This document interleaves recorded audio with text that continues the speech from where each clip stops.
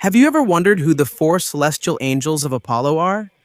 We know that Toma was part of this squad, but what is the real secret behind his hidden face? And why, even though he's human, is he the only one capable of bearing the burden of a sleep angel in the lunar prisons?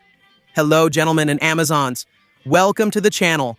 Always wanted to know. I'm Wes, and today we're going to explore the frontiers of Olympus to understand one of the greatest mysteries of the Saint Seiya franchise. We're going to talk about the canonical Heaven Saga, the mysteries of Next Dimension, and the true identity of Apollo's four angels. If you think you knew the Celestial Warriors because of that old movie, The Heaven Prologue, I'm sorry to say you were misled by Toei, and the truth in the manga is much darker and more fascinating. So go ahead and comment where you're watching this video from. And of course, click like, subscribe to the channel, turn on the notification bell, and let's get into this awesome video.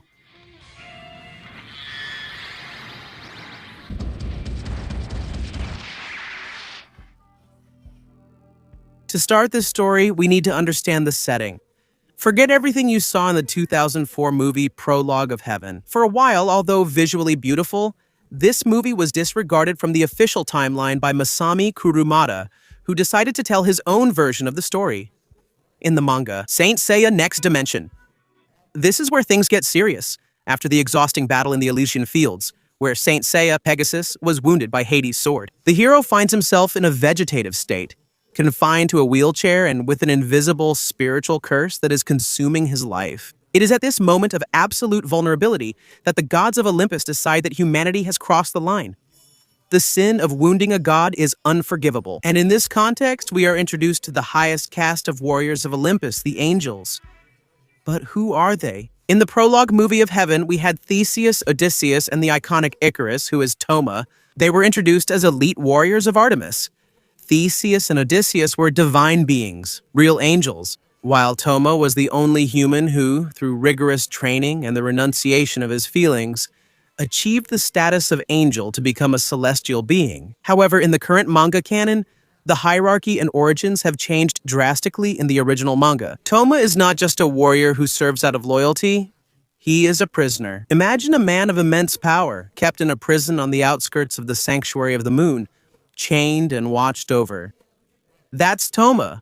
In Next Dimension, he is introduced as the Angel of Sleep, a title that evokes an aura of mystery and danger.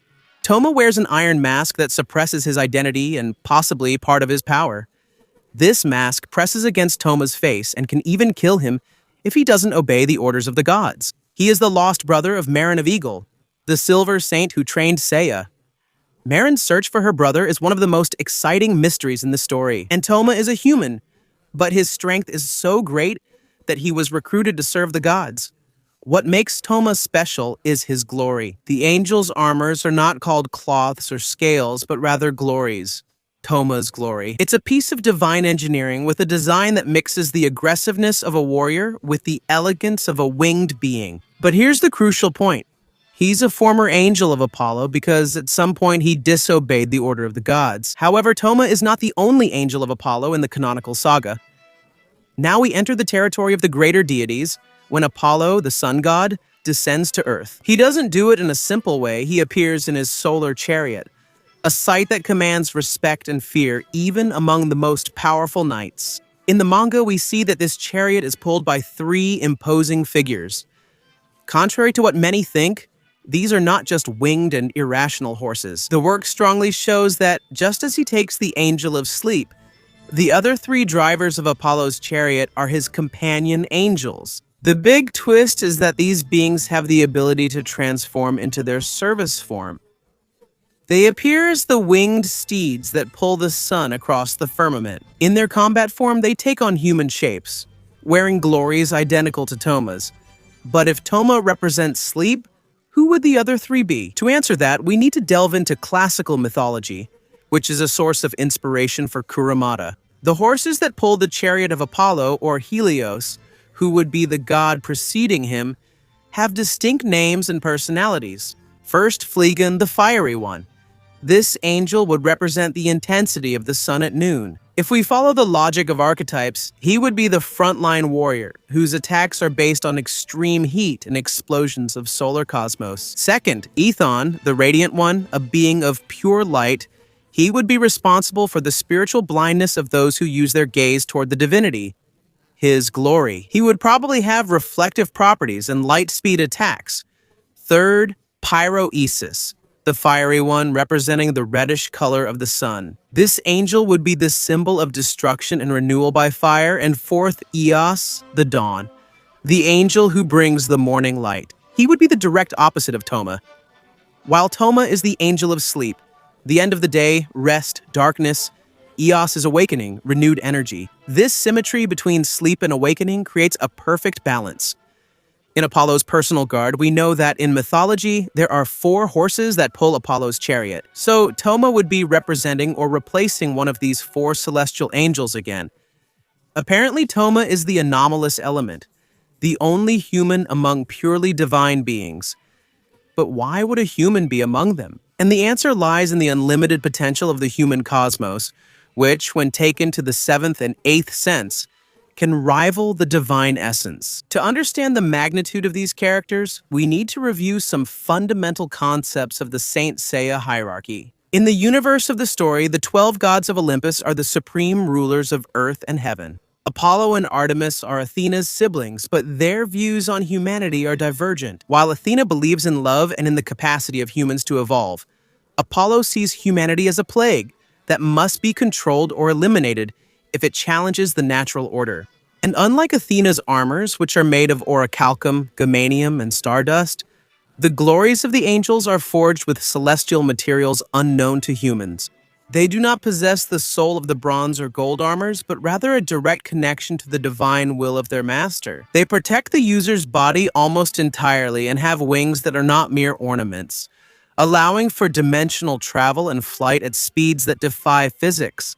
To face an angel, an Athena's knight cannot rely solely on physical strength. The angels naturally operate at the level of the 7th sense, the essence of the cosmos, or even higher. To defeat them, it is necessary to awaken the 8th sense, which allows a human to cross the barrier between life and death, maintaining their consciousness and power even in divine realms or the underworld. Thomas, being a human, probably reached one of these levels to be accepted into Apollo's elite, although he paid a high price for it, losing his freedom. Thomas is not just considered a villain, but rather a possible ally. He is the reflection of what Seiya could have become if he had chosen to serve the gods instead of protecting humans. He is a tragic mirror. When Artemis frees him from his prison, she does so on one condition: he must assassinate Seiya of Pegasus. This mission creates a huge ethical and emotional conflict. On one side, we have a fallen angel who seeks to regain his humanity and reunite with his sister, Marin. On the other side, we have the Bronze Knights who fight against the fate imposed by Olympus. The fight between Thomas and Yogan of Cygnus, for example, is one of the highlights of the manga, showing that, even with divine glory, the cold of absolute zero and human determination can create cracks in the armor of. The designation Angel of Sleep for Toma in the manga is a deliberate choice by Kurumada. In mythology, the god of sleep, Hypnos, is the brother of the god of death, Thanatos.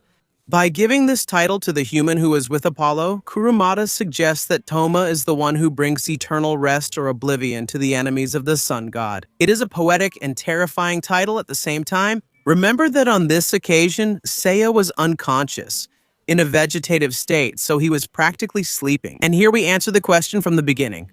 What is the secret behind Toma's face? The iron mask he wears is not just for punishment, but to hide the fact that he still has a human soul. He is the angel of sleep because, deep down, he himself lives in a nightmare from which he cannot wake up, being forced to hunt his own kind under the orders of merciless deities. The inclusion of Apollo's 4 angels in the canon expands the Saint Seiya universe in an unprecedented way. We move from the war against Hades, focused on the underworld and death, to a battle for the very existence of the human soul, against the cold perfection of Olympus. Apollo is, without a doubt, the most powerful antagonist ever introduced. His mere presence neutralized Athena and reduced the knights to nothing. His angels, later joined by figures like Toma, represent the final barrier. If the other 3 angels, who are possibly Phlegon, Ethon, and Pyresis, follow Toma's pattern, we will see battles that will push the cosmos to the absolute limit of creation. We hope that Masame Kurumada finishes this masterpiece and shows us the power of these other 3 angels. Leave a comment about your expectations for this new Saint Seiya saga. And, of course, thank you for watching this video until the end. Thanks. See you. We're in this together and see you next time. Burn your cosmos to infinity.